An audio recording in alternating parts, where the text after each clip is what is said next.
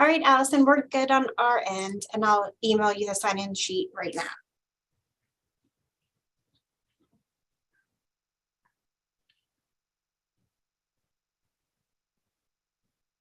I think Tim is gonna start us off here today for one final time. Okay. Just needs to unmute.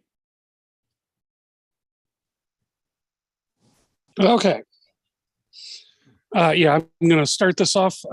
Good afternoon. My name is Tim Voss, and I'm the chair of the Historic Conservation Board. I'd like to take a minute to remind everyone about the rules of this proceeding.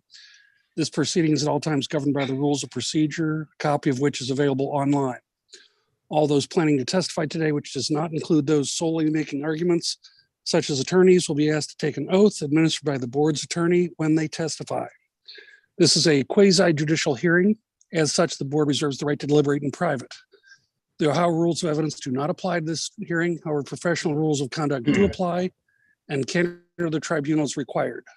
The board members are citizen volunteers and are not paid for their service. They are treated as public officials under Ohio law. Any attempt to influence them, including but not limited to bribery, intimidation, retaliation, which may include contacting their employer in an attempt to exert influence, is punishable as a crime. All should be aware that this meeting is being tape recorded. Therefore, please speak clearly into your microphone, state your name and address for the record. In the event of any technical difficulties with the video conferencing technology, the chair may postpone or continue this hearing at their discretion. All participants providing testimony must have both camera and audio features turned on in order to participate. Our first order of business is to select chairman and vice chair for 2023. Mr. Sunderman, do you have a nomination? Mr. Chairman, I would like to nominate Allison McKenzie as chairman and John Young as vice chairman of the Historic Conservation Board. I'll second that. All right. We have a motion and a second. Mr. Zalasko? Aye, for both. Mr. Weiss? Yes, on both. Ms. Smith-Dobbins? Yes, for both. Mr. Sunderman? Aye. Tim Voss votes aye. Allison McKenzie? Aye. And Mr. Young? Aye. All right, we have a new chair and vice chair.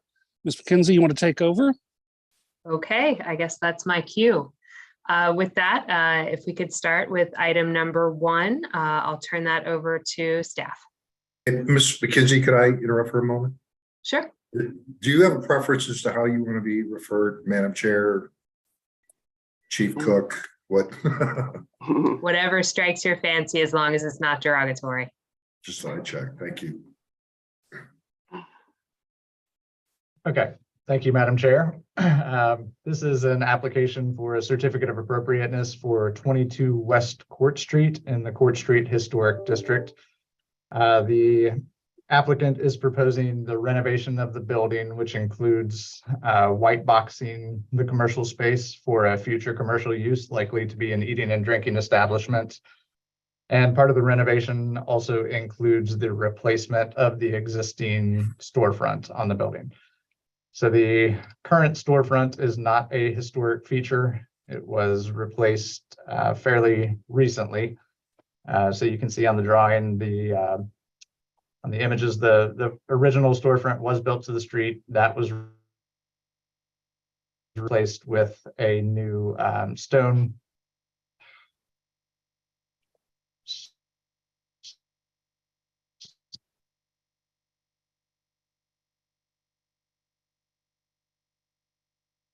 Can you guys hear me?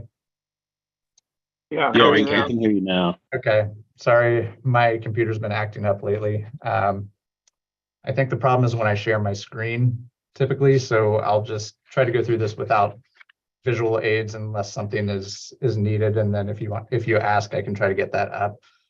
But basically 22 West Court Street, the storefront replacement, the original storefront was replaced fairly recently. The applicant is now proposing a new storefront in the same location as the current storefront. So Basically, the existing front stone area and gate will remain in place. The lower portion of the existing storefront will be removed and replaced with a new overhead door that will have glass panels and a new pedestrian door offset to the side of that door. So being that the storefront that currently exists is not a historic feature, staff feels that the proposal is appropriate in the interest of historic preservation. It does increase the transparency along the street frontage, and it is compatible with other storefronts in the areas, including, some new storefronts that have gone in, especially 2 doors down from this building on the Lola establishments. They have the same overhead garage door that is proposed for the current business. So that being said, staff does recommend approval of the certificate of appropriateness for the proposed storefront replacement and general rehabilitation per plan submitted by Michael Uhlenhake, dated 7/15/2021, with the condition that the building permit shall be issued within 2 years or the COA shall expire. Okay, it looks like we do have an owner applicant signed up, Mr. Patrick Daffin. If you have anything to add, we need to get you sworn in. Yeah, and my father, Jim Daffin's here. I think he might prefer to talk if that's okay. Great, let's Sure. get you both sworn in just in case. Okay. If you could both raise your right hands. I need you to answer out loud. Do you solemnly swear the testimony you shall give will be the truth, the whole truth, and nothing but the truth? I do. I do. Okay, what would you like to tell us? Well, we initially acquired a building permit for this white box and was accepted back in 21. We started to do a lot of the work, and then it came to our attention that, and then we went for a revision that was approved. And then it came to our attention from you all that you guys hadn't looked at it, that revision that was approved.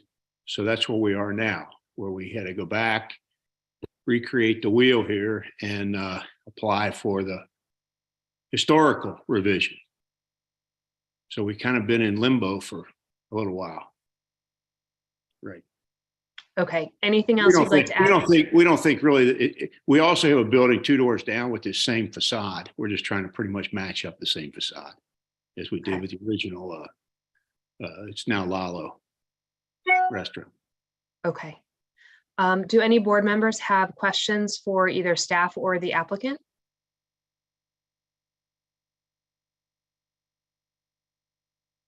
Not hearing any, and I also don't have anyone else signed up for this case. So given that, I will entertain a motion if there is one.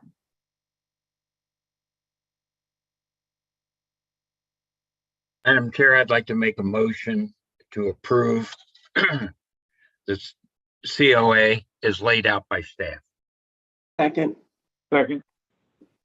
Great, I'll call the roll. Mr. Voss, Mr. Voss dropped off. He's having some technical issues right now, so he'll be Okay. abstaining from this case. great. Mr. Sunderman, Aye. Ms. Smith Dobbins, Yes. Mr. Weiss, Yes. Mr. Young, Aye. Mr. Zalasko. Aye. The chair votes aye. Okay, congratulations. Hopefully that gets you out of limbo and moving forward. Allison, haven't seen you in a few years. Congratulations on your appointment there. Thanks, good to see you, Jim. Okay, bye. Okay, ready for item number 2. Thank you, Madam Chair. This is an application for a certificate of appropriateness for 2017 Coleraine Avenue in the Dayton Street Historic District. The subject property is currently a single-family dwelling built circa 1865. The applicant is proposing an addition on the rear of the building, and they would retain the existing single-family use. So the addition will be built on the rear, extending along the existing plane of the existing sidewalls. So the addition will be directly behind the building. It will be 2 stories at the rear and will include a rooftop deck on the addition. That rooftop deck will require a new dormer built on the rear roof slope of the historic structure that will allow access to the roof deck. There will also be a small open air deck built near grade to the rear and the side of the addition. And then finally, on the front of the property facing Colerain Avenue, the applicant is proposing a new 8-inch concrete curb with a metal fence above it. And then a new brick site wall on the side of the building with a gate that will provide privacy and screening for the outdoor area on the home. So the proposal does comply with all the zoning regulations, so there is no zoning relief required. And staff believes that the proposed addition is compatible with the conservation guidelines for the Dayton Street Historic District. It will be contemporary in design, but compatible with the existing building. It will match the massing and height of the existing structure, as well as other contributing structures in the area. The cladding will be primarily fiber cement paneling on that rear addition. And it will not be visible from Colerain Avenue. It will not be highly visible from Colerain Avenue. There are some sightlines that may see a portion of the building when looking from an oblique angle, but when looking from directly in front, it will be screened by the remainder of the historic structure along Colerain Avenue. The applicant is proposing to use compatible windows for the existing historic openings. And they're also proposing a wood composite fiberglass type window for the new addition. So staff does feel that these are all appropriate based on the historic conservation guidelines. And we do recommend that the Historic Conservation Board take the following actions based on plans submitted by Chroma Architecture and Design dated 11/28/22. I should mention before I get into the recommendations, the drawings that were submitted do show a rectangular window in the front facade where there are arched openings currently. Working with the applicant, they have provided photos that were included in your packet showing that that is a false arch window with the full rectangular opening shown on the interior. So the applicant is proposing to revise those drawings so that the new window that goes in will mimic that shape of the existing windows. The window itself will still be rectangular, but it will have the false panels on the side to create that arched look when viewed from the exterior. So it does appear that that is the historic condition of the property. So staff does find that that is appropriate. So with that said, for the recommendations, staff recommends approval of the COA for 2017 Colerain Avenue, including any revisions submitted for permit subject to staff review and approval, with the following conditions: that A, the replacement windows on the front elevation shall feature arch top windows or false arch windows, matching the historic configuration and filling the existing arched openings. Specific windows are to be approved by the urban conservator prior to the issuance of building permits. And B, the building permit shall be issued within 2 years of the decision date or the COA shall expire. Great. It looks like we do have an applicant and 2 owners signed up on this case. If you'd like to add anything, could we go ahead and get you sworn in? I don't have anything to add, but I'm happy to answer any questions anyone has. Nothing to add on our end. That's very well put together. Thank you. Great, easy enough. Any questions from the board for staff or the applicant or owners?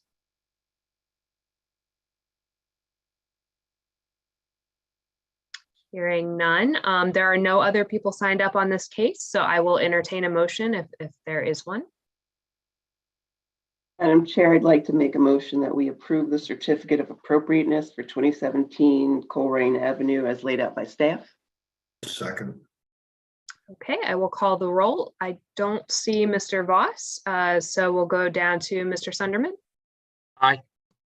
Ms. Smith-Dobbins, Yes. Mr. Weiss, Yes. Mr. Young, Yes. Mr. Zelasco, Aye. and the chair votes aye. Okay, onward to case number 3.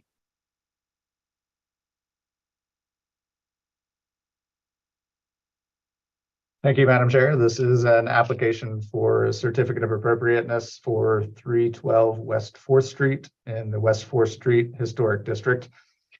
The applicant is proposing renovation work on the building that will reduce the size of the ground floor commercial area in order to add an additional apartment units at the rear of that first floor space. So there are no alterations proposed for the primary facade along West 4th Street or the existing secondary facade along Perry Street to the rear. The major change to the exterior of the building includes the removal of a portion of the roof. That portion is on the rear of the building directly behind the Perry Street facade. The roof will be removed in order to create an exterior courtyard in that area adjacent to the newly created apartment on the ground floor. And there will be a new sort of bridge and staircase extending from that roof of the one-story portion of the building that allows access from the fire escape that currently exists on the taller four-story portion of the building. So none of the work that is proposed within that area is going to be visible from the surrounding streets. The existing Perry Street facade, which will remain unaltered, is going to provide screening from that courtyard area as well as the staircases and fire escapes. And I should also mention that this project has been reviewed and approved for federal historic preservation tax credits. So staff feels that this does comply with the historic regulations for the West 4th Street Historic District, primarily due to the screening that's provided along that Perry Street frontage. So staff does recommend that the Historic Conservation Board take the following actions based on plans by Wichmann Gunther Architects dated 10/24/2022. Approve a certificate of appropriateness for 312 West 4th Street, including any revisions submitted for permit subject to staff review and approval with the following conditions. That 1, any changes required by the National Park Service for the federal historic tax credit application shall be approvable by staff. And 2, that the building permits must be issued within 2 years of the decision date or the COA shall expire. Okay, looks like we again have an applicant and an owner signed up. So if either of you would like to add anything, let's get you sworn in. Nothing for me, thank you. And also as the architect of record, Madam Chair, I have nothing to add. Okay. That is all we have signed up for this case. Are there any questions for the applicant, owner, or staff from the board?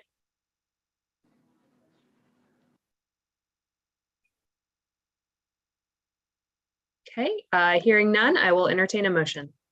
Madam Madam Chair, I'll move that we approve the certificate of appropriateness for 312 West 4th Street. Second. Okay, I will call the roll. Still not seeing Mr. Voss, so Mr. Sunderman, Aye. Ms. Smith Dobbins, Yes. Mr. Weiss, Yes. Mr. Young, Yes. Mr. Zelasco, Aye. chair votes aye. Thank you, and on to the next case.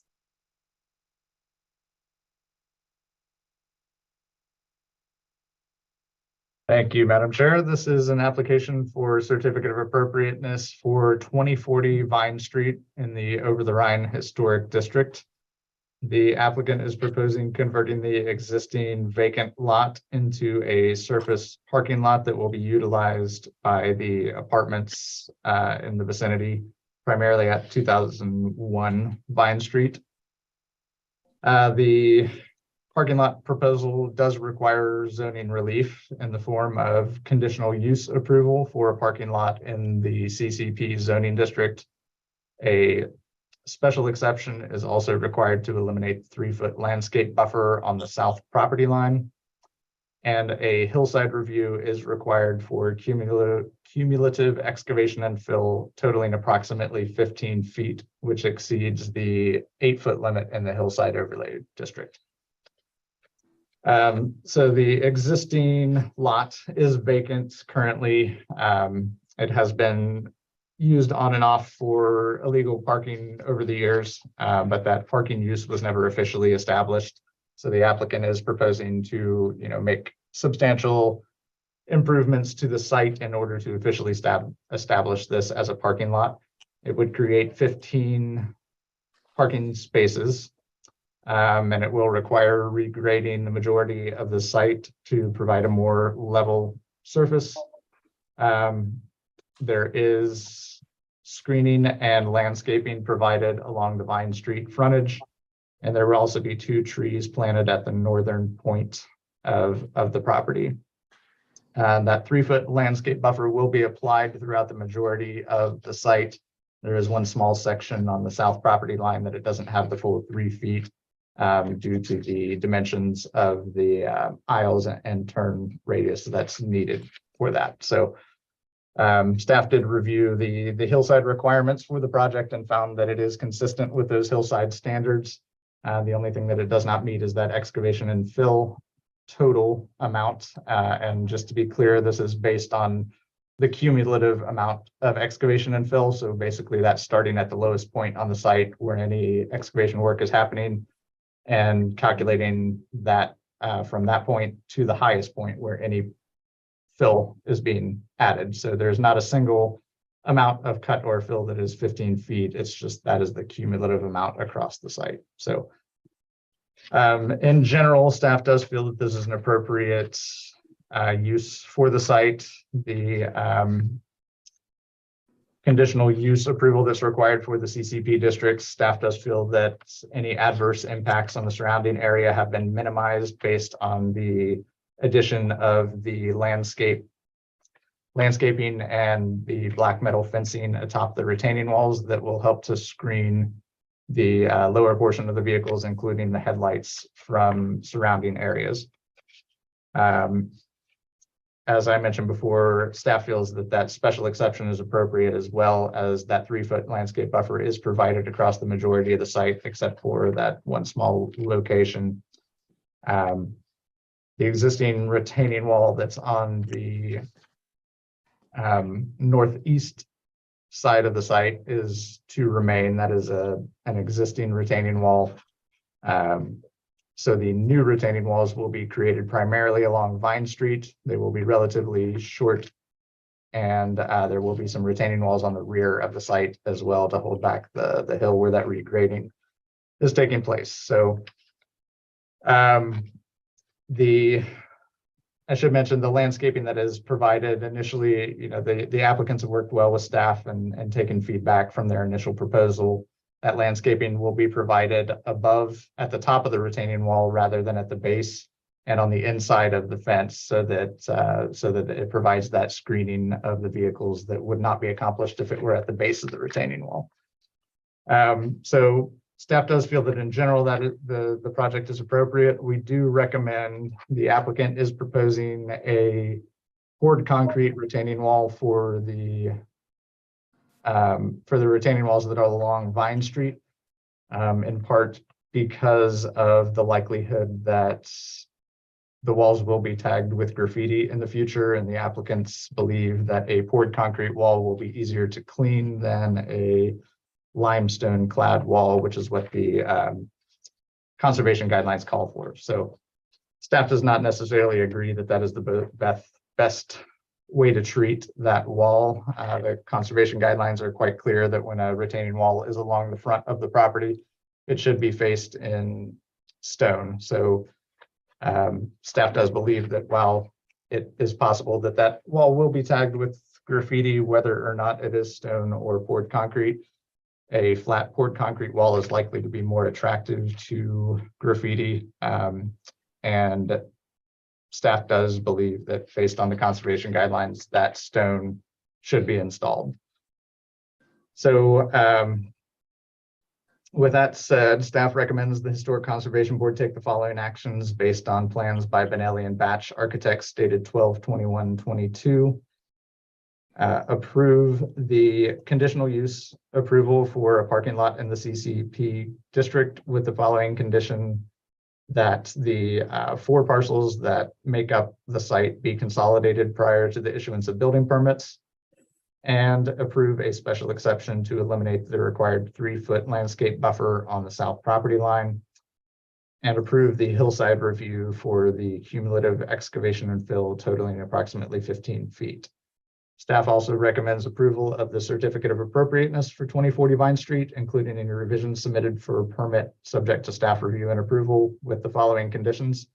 That 1, the retaining walls along the Vine Street frontage shall be faced with limestone cladding, and new retaining walls at the rear of the site be either faced with limestone cladding or constructed of rough-faced concrete block.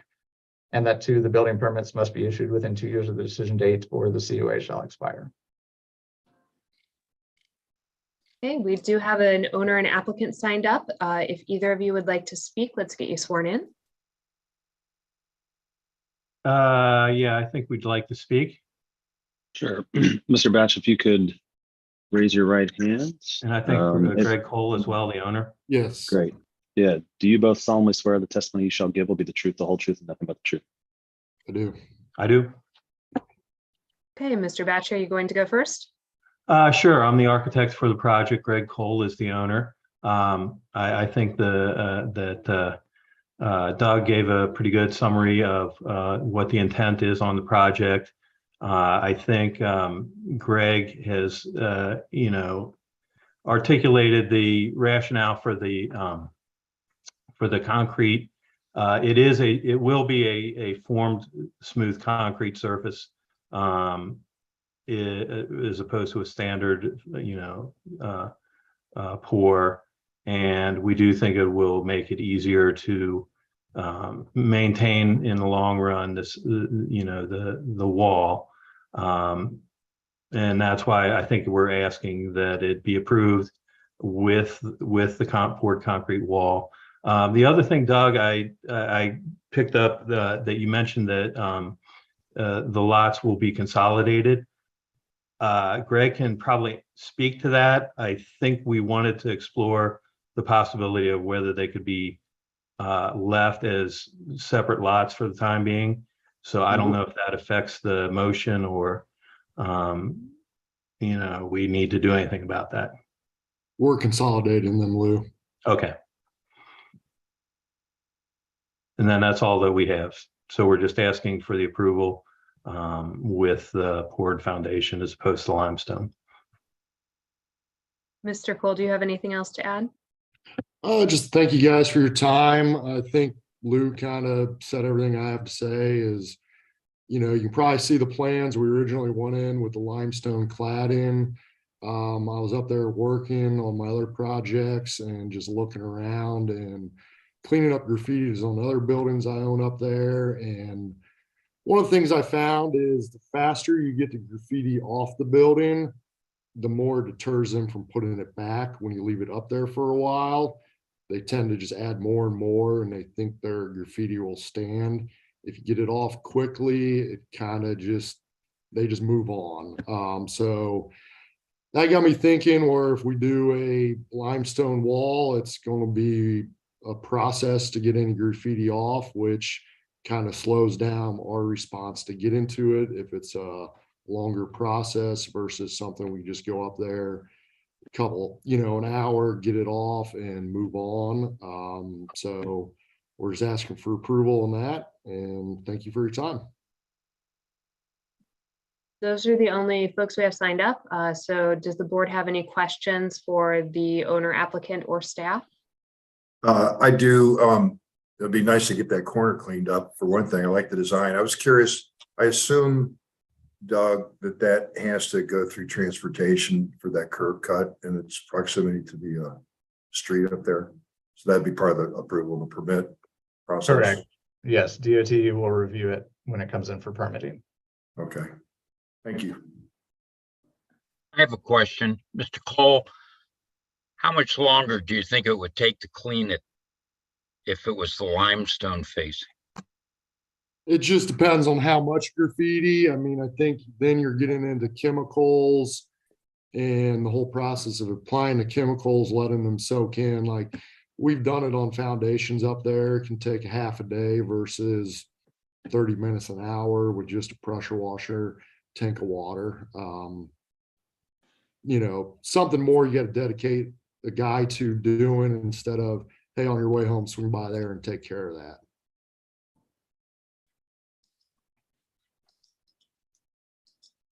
I guess then the question, Mr. Owen, how do you feel about that?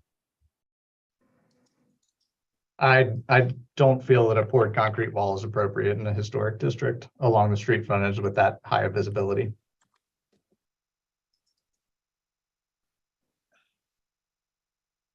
I won't, if we go to vote to approve it, I won't unless we go with what the staff has recommended with the limestone wall and not the poured concrete. Any other questions or comments from board members?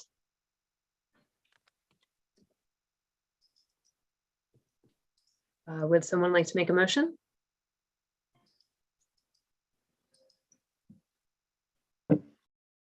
I'll make a motion to approve both the zoning relief and the certificate of appropriateness as laid out by staff.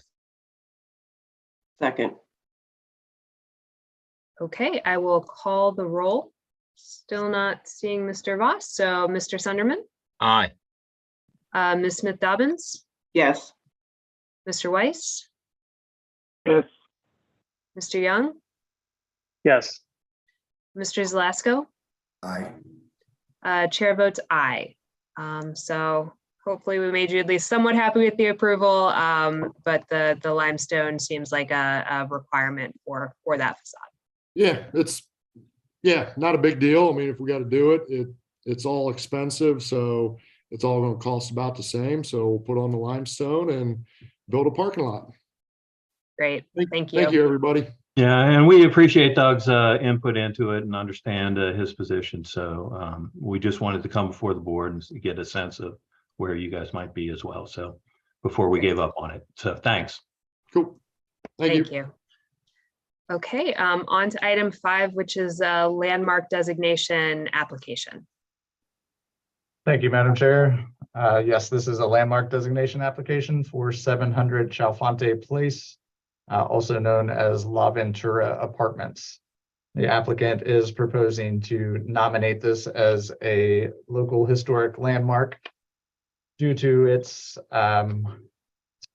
architecture and its association with the Mediterranean style in Cincinnati, as well as under that's criterion 3 for the architecture, as well as nominating it under criterion 1 for its association with events that have made a significant contribution to the broad patterns of our history. In that aspect, the applicant has submitted their designation report and application explaining how the building represents the transition of the Avondale neighborhood from one of large single-family estates to multifamily housing with the establishment of streetcars and automobiles in the early 20th century, as well as its representation with the movement of Jews to Avondale in the early 20th century, as evidenced by the Jewish background of the developer and builder, George Miller.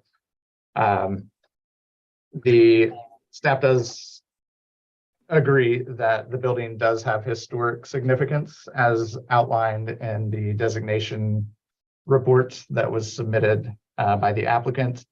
And staff also believes that the conservation guidelines that are proposed for the La Ventura apartment building represent a best practice approach in seeking to preserve the integrity of the exterior of La Ventura apartments while allowing compatible reuse and redevelopment of the building. I won't go into too much more detail here because the designation report does have all of the criteria listed out with their defense, and staff agrees with everything that was put into that by the applicant. So staff does recommend that the Historic Conservation Board take the following action: recommend to the Cincinnati City Planning Commission and to the Cincinnati City Council for the designation of a portion of tax parcel 112-4-21, also referred to as 700 Chalfonte Place and known as the La Ventura Apartments, as a historic landmark, and the adoption of the related La Ventura Historic Conservation Guidelines subject to the condition that A, any construction proposed upon the proposed historic landmark shall comply with the proposed historic conservation guidelines. Okay, we do have several people signed up for this item. We'll start with the applicant and owner. Would either of you like to add anything?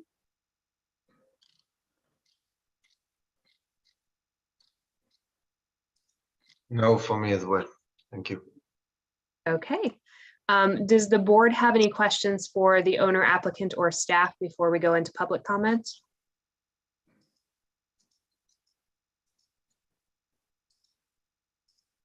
I do. Has there been any discussion with the people in the neighborhood about turning this into a historic designation?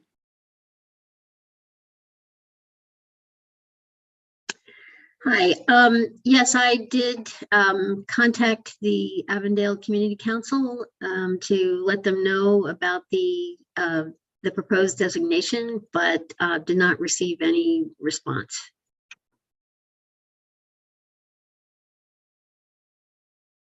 Okay. I'd like to add just one thing, and that is that the local designation is critically important to enable the owner to apply for historic tax credits to rehabilitate the building. Thank you. Any other questions at this moment before additional comments? Okay, well, I will go in order then of what I have on my list. Mr. Van Vechten?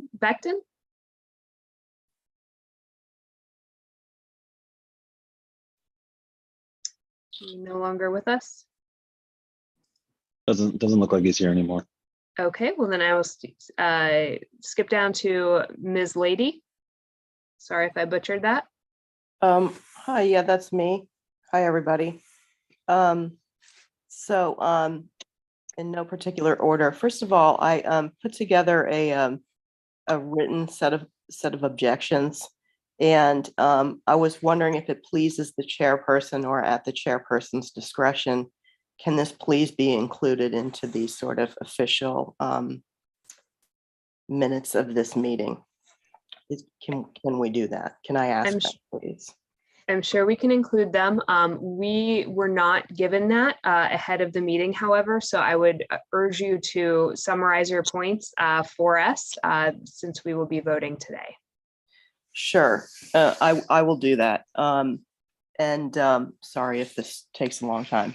So first of all, the interested parties, for whatever reason, we didn't get the notification in the mail until around January 2nd. So we were not able to attend this first public staff meeting regarding this matter. And I would like to just note that for the record. And so my other objections, okay. A lot of my objections are not necessarily, I don't even know where to start. Okay, first of all, my worry is that using these credits to pack in more low-income housing is going to further overcrowd an already overcrowded street. Again, an area on this street was the site of the worst shootout in 2020. And my written comments have a link to that. In no particular order, also, there's one fire hydrant down there at the end of the street. It's constantly blocked by a parked car or another, because there's somehow not enough parking already. That's without developing this building. And I think that's a major concern, which one would think it should be, given that there's other subsidized low-income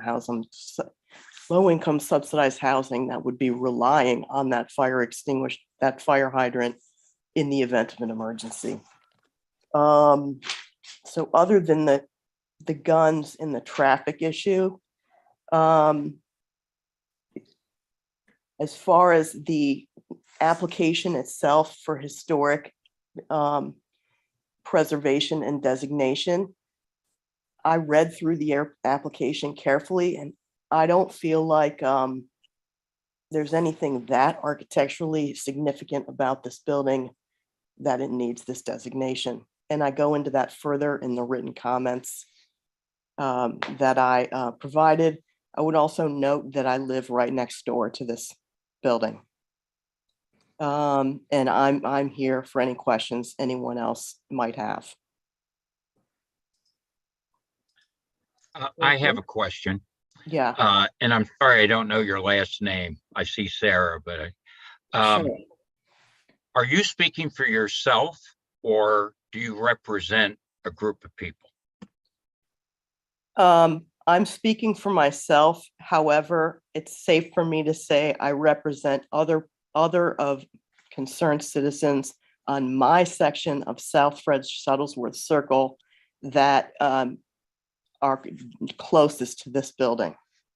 And then there's a street that's like makes an L behind this building. I believe it's called Eaton Place. And although I have not specifically contacted some of those residents that I know back there, I have a feeling that they would agree with me. My biggest thing's the overcrowding. The idea of putting 23 units with probably 23 or more additional cars, even though this place has parking, I can't imagine making this tinderbox situation any worse. And I'll stop there. I could go on, but I'll stop there. You just brought up my next question, Mhm. which was the amount of parking that's in the building or a parking lot with the building. Mhm. Yeah, so the historic designation, as I understand it, is for the building itself, but it was sold with a parcel right next to it, also abutting my property that has an existing parking lot. But again, these were created in 1930 or thereabouts. And I just feel like the level of planning that's going on this street, we have to be very careful that it reflects the lifestyle of people in 2023, which is that most homes have one, if not more cars. And then those cars got to go somewhere. Mr. Owen, I'd like to ask you a question. Do we know how many units they're planning on having in this building? And then how much parking would be available? I don't have those details available now because this is not an application for the actual renovation of the building. The only thing under consideration today is the landmark designation as to whether or not this property is historically significant. The zoning district that this property is in allows multifamily residential. The subject property has a density allowance of up to 36 units. So in the future, once redevelopment plans are proposed for this building, it will come back under review and it will be fully reviewed for all zoning requirements, including density and parking, as well as if the landmark designation passes, it would also be reviewed for the conservation guidelines. I assume that density is applicable whether or not this gets a historic designation. There's no increased density for historic. That is correct. And I might add that if it isn't designated as a local landmark, then you will not review the rehabilitation of it. Let's That is move on to our next person who has signed up. It looks like Ms. Sarah Kuki. Is that, I'm probably butchering that too. Hi, I'm Sarah Kuski. I'm the president of the North Avondale Neighborhood Association. And I first off want to say that like Sarah, we were not notified at all. We were not notified of any hearings, the previous hearing in December. We were not notified of this hearing. The property does lay within the North Avondale boundaries and even states that multiple times within this document, within the documents provided. And so we just found out last Thursday or Friday. And so we don't have any other comments on this, but we wanted to listen in. But one thing very importantly is we were not notified or received any kind of notification of this, or did have Ms. Sullenberger reach out to us, or Mr. Levine, I'm sorry if I can't pronounce it right. So we have not been reached out to, notified, received a card in the mail, a phone call, an email, nothing. So, I mean, we don't have an opinion right now because if you drive down the street, it's the main building at the end of the street, and it's a beautiful building, but the street is bad and it's packed with cars, packed with buildings and trash and all kinds of stuff. So I think Sarah's probably correct. Unless they had put a parking lot in, adding to this would just exacerbate the conditions, but we really don't have a position because we don't have any information on it except for what we were able to pull together in the last day. Thank you. Okay, we do have one other person signed up, Ms. Gilman.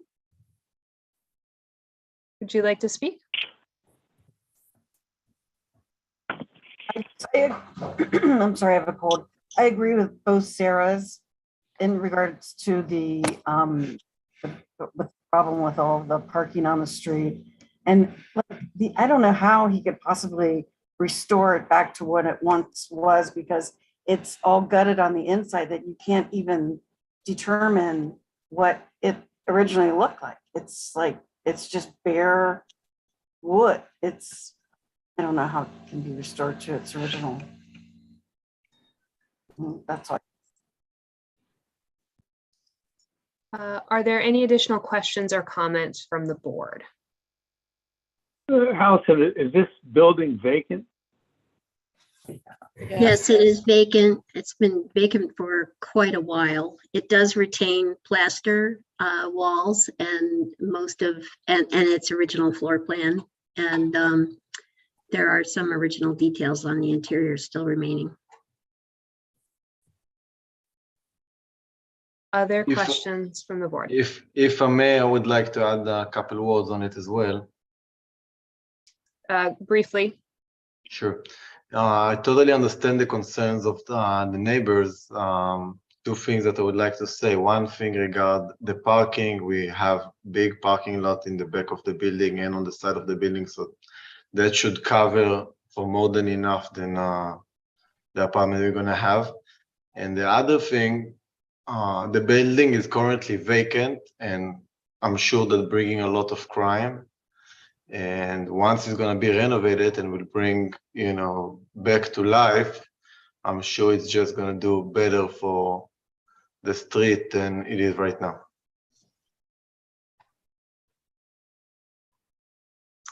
Other questions or comments from board members? I have a question, Mr. Levine. Do you have any idea how many units or what the population density in that building will be? It's gonna be 23 units, the way it's been originally. That's the way we're gonna keep it.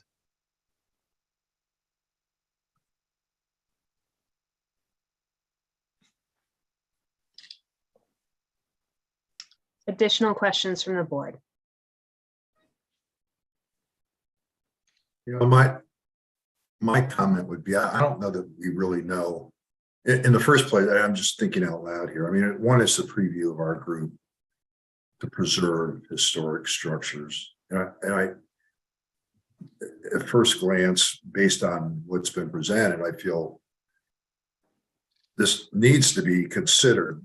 This landmark designation, though, is a long ways from actually developing it into a apartment building or whatever you have. I mean, it still has to go through the planning commission, still has to go through council. And we don't have, I mean, I didn't see any information about parking or density or to speak of in this report. I'm kind of leaning towards approving it as a landmark but I'm not really sure yet based on what has been presented. I don't know if the board would entertain maybe trying to get more information on this before we move forward.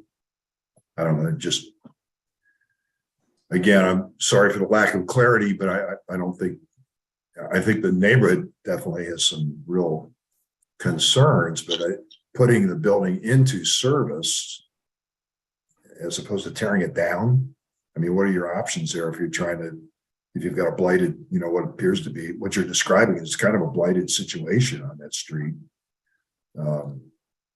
It may, the solution that you think is going to happen may not be as onerous as you believe, but there really isn't enough information there for me to kind of make a decision. Well, it seems to me that the objections that we've heard are more with the eventual use of the building, not the historical designation. And I think that for me anyway, I'm trying to separate really what our purview is today and what we're trying to address today. As I think Mr. Owen started to lay out, there's a long process after today of approving the actual layout, the facade, the parking configuration, the density, all of that will come later. But I think from a timing perspective, and Ms. Sullenberger, you could correct me if I'm wrong, I'm guessing that you want to make sure that this designation is possible in order to proceed with the project because you're depending on the historic tax credits to make it viable. Yes, absolutely. The building has to be locally designated in order for the applicant to file an application for the state tax credit by March 30th. And the process starts earlier than that. And the intent here is to take a building that has been vacant and deteriorating, that is worthy of preservation, and make it viable. And I think if it is not designated, then it will continue to deteriorate, and we might possibly, over time, lose it altogether.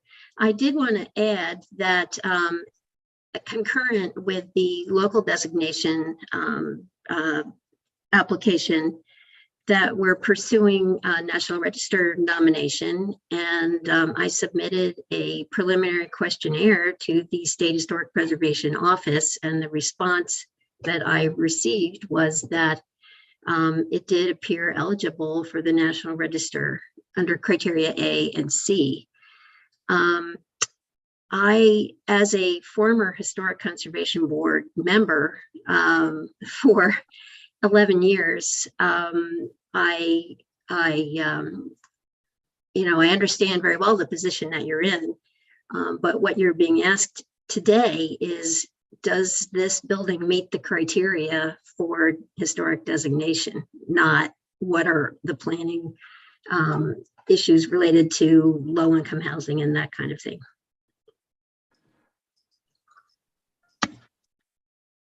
Additional questions from the board members? I guess as a non-architect, I'd like to hear what some people on the board think. I went back, I did go back and I looked at the building, and I walked all the way around it. I saw some area back there for parking. So the designation for this to be a historic building is the type of architecture that it is. And I'm not qualified to know if the type of that architecture is such that it should get a historic designation. I'm also a little concerned that the developers of this building didn't seem to be particularly open with the neighborhood, and I take that very seriously. So I guess I'm wondering whether or not this building deserves that historic designation, a decision I can't make. Tom, that it's been a little while since I've been through one of these, but there's three classifications that would afford it the designation. It doesn't just have to be the style. It can be the history. It can be connections to. No, I understand that. I understand it. But you know, I know one of the things that we're talking about is this building represents the movement of the Jewish community from the West End to North Avondale and so forth and so on. I understand that, but I don't think there was any historic event or anything like that.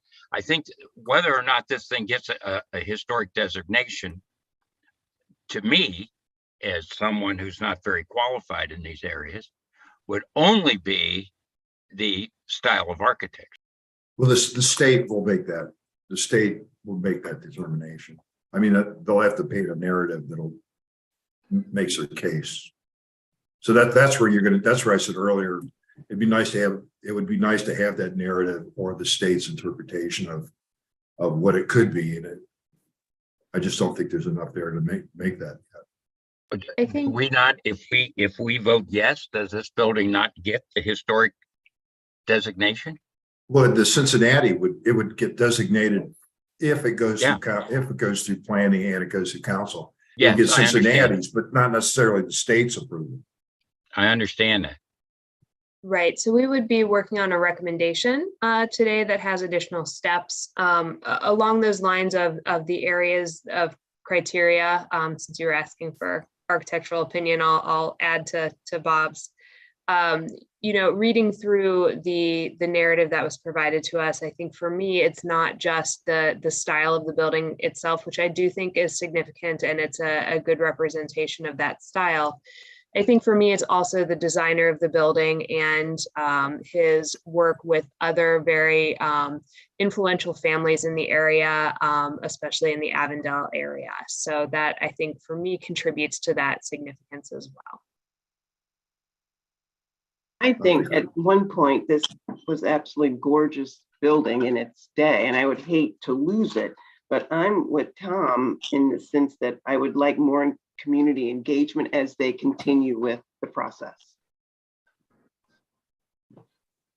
Could someone clarify who's responsible for notifying property owners? The planning department, where the application is filed, is responsible for notification on these cases. Thank you.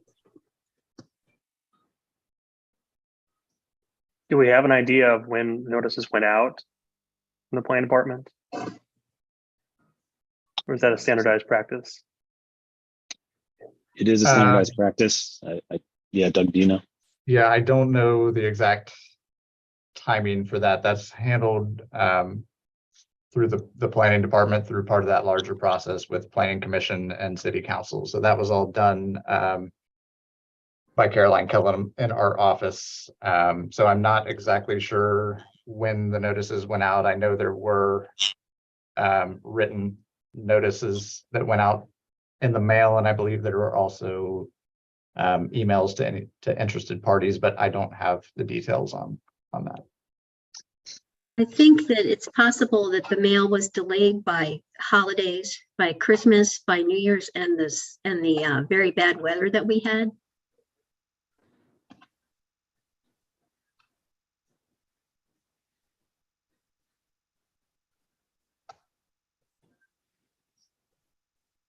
Other questions or comments from board members? I would agree, Allison, that we ought to pass it as a historic designation. The residents and the community council still have to go through the planning commission and city council, so they have plenty of time to do more study and provide more input. But I think we need to get the process started for these people, and I think they've satisfied the criteria for our purposes. Additional thoughts? If not, I will entertain a motion. Well, I will move that we approve this for historic designation. I'll second. just to be clear, I think we're recommending for historic correct. designation. You okay with that? To the Okay. planning commission. Right. Correct. Okay, with that in mind, I will call the roll. Mr. Sunderman, Reluctantly vote aye. Ms. Smith Dobbins, It's another reluctant yes. Mr. Weiss, Yes. Mr. Young, Yes. Mr. Zelasco, I, and the chair votes aye. Thank Madam Chair, you. if I could just briefly provide some information for some of the folks that are here Sure. from the community. Yeah, so Absolutely. as has been stated now a few times, this is simply a recommendation that goes to the City Planning Commission. They will have a separate hearing that will include public comment. And as I stated earlier, the notifications for those should be sent out via the planning department, but I think it would be wise to proactively contact them to make sure that you are being notified as soon as possible when the date of that hearing is going to be. And then again, if the planning commission votes to designate this, then it will then have to go again to council. And I believe there will be another opportunity in front of your elected officials to provide public comment on this designation. That's all I had, Madam Chair. Thank you. Is there any other business for today? If Yeah, not, I just will- one. I'm doing a great job, Allison. Thanks. If nothing else, I will entertain a motion regarding adjournment. Make a motion to Great, thank adjourn. you. So moved. We are right. gone, and thank you, everyone. Hopefully, I will continue to do a decent job of this. Thank you for bearing with me on the first time. So see everyone soon. Thank you very much. Great job.